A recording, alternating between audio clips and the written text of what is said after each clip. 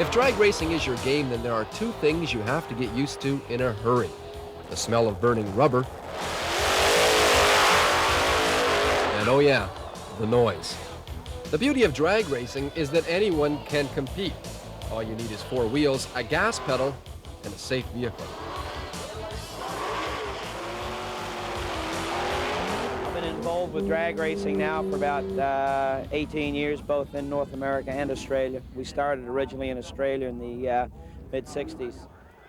Take away the decals and Wally Clark's car looks like the Camaro up the street. Well, that's the idea of our class. We run in a super stock category, in which you have to make the car stock appearing.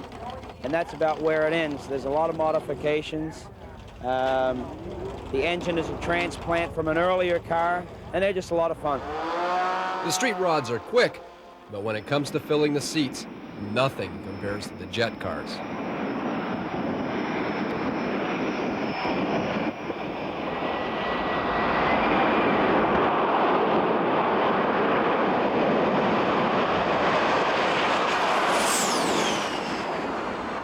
lot of people don't get to see jet cars every day. Tell me about your vehicle.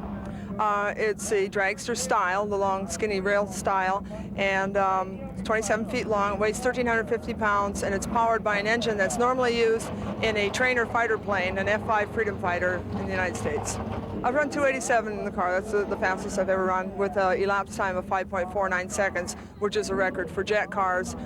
We're still always trying to go quicker and faster, but sometimes the weather affects that. So today we'll be running a little slower than we did last night when we ran 278. This is Northern Force, the car that Bob Elliott is racing this weekend. It looks a little bit like a Chevy, but when you raise the hood on this, you see that it's much more than a car. Jet. Well, it's kind of unique, Steve, because it's the only jet funny car, first of all, in Canada, and I'm the only licensed driver in Canada to drive one of these cars.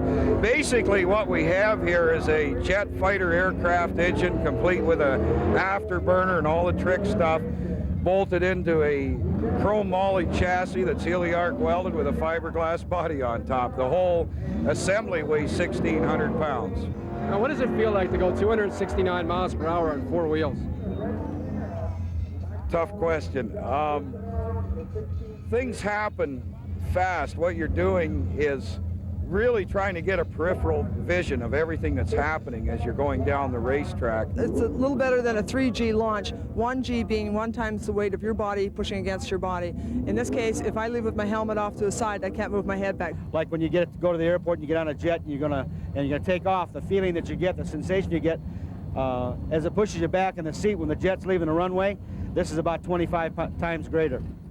I believe 270 is probably bordering on becoming dangerous. And at 270 miles an hour, when we pull the parachutes, this car will wheel stand 2 and 3 feet sometimes, and that just goes with the deal. So I think we're approaching the maximum speeds. Elapsed time-wise, I think we can probably safely run the cars into the 5.5 second area.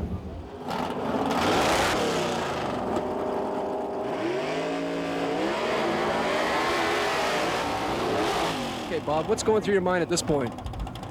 Well, the big thing, Steve, is to make sure that we've checked everything. We've turned the burner pressure up to try to get the car into the 5 second area, and right now I'm just hoping we haven't turned it up too much and we're going to have a flame out or something like that, because even though we're in competition and we're trying to go fast, we do have to put on a show, and getting down the track is part of the show. Okay, what time are you going out to beat this time? We ran 6:01. We hold the record at 6:01. I would really like to get the car into the 5 second area at 270 miles an hour or better. All right, we'll see you at the end of a quarter mile. You betcha, we'll be there.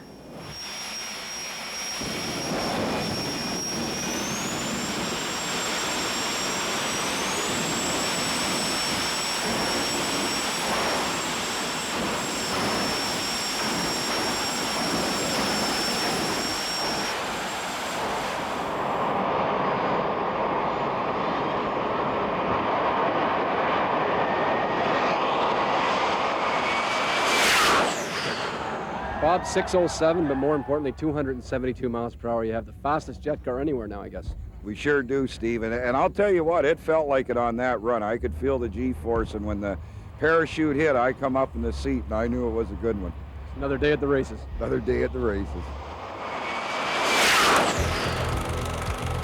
If you consider Motoring TV's been on the air for 30-plus years, there's no doubt you've missed a few episodes. Well, there's a couple of ways you can catch up and make sure you don't miss anything. First, you can go to YouTube and look up just segments or complete shows. Also, if you want to know what we're doing, like today on a daily basis, just go to our Facebook page. And also, you can go to motoringtvshop.com, get some cool swag. Oh, there's also that Instagram thing.